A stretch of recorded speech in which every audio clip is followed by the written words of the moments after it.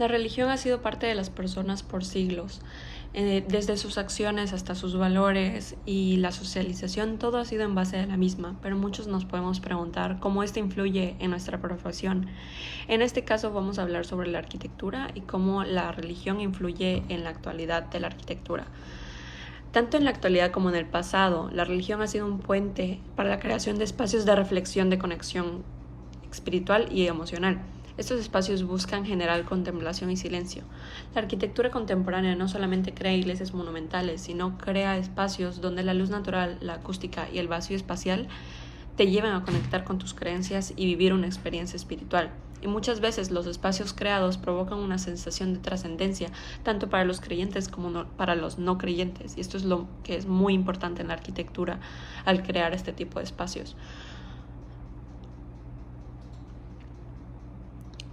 Un ejemplo muy claro es la Iglesia de la Luz de Tadao Ando.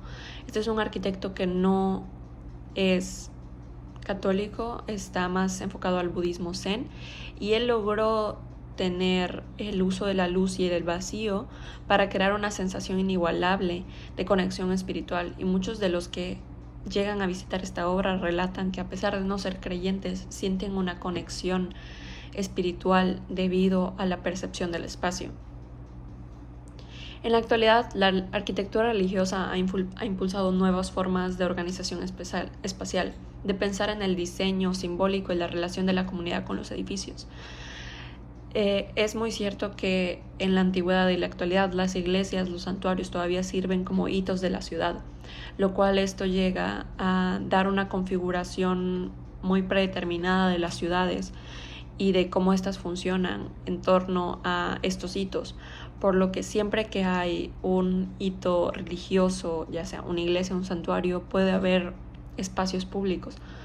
Entonces, esto influye directamente en el trazado de las ciudades, ya que se crean espacios públicos cercanos a estos hitos, y que las iglesias sean contemporáneas o de la antigüedad siguen funcionando como lugares de encuentro donde se crean espacios culturales, comunitarios o refugios sociales, lo que influye directamente en el urbanismo y la planeación de la ciudad.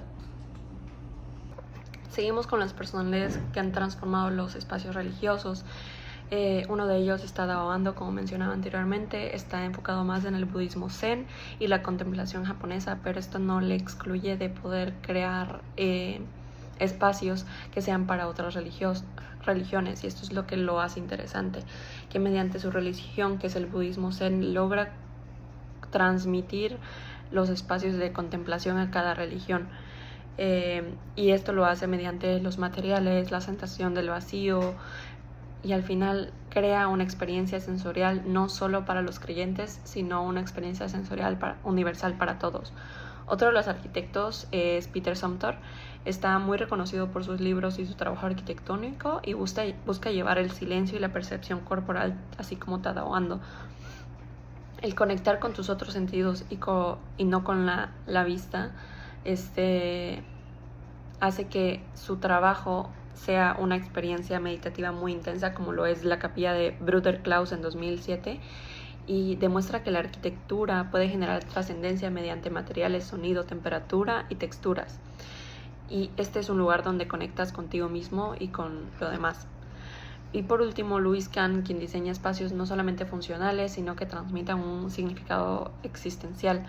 Lo importante de su aportación es que logró crear espacios seculares donde también tuvieran dentro de esos espacios seculares o arquitectura secular, espacios que se sientan casi sagrados, donde puedas meditar y puedas tener una conexión espiritual a pesar de no estar en un lugar sagrado o espiritual.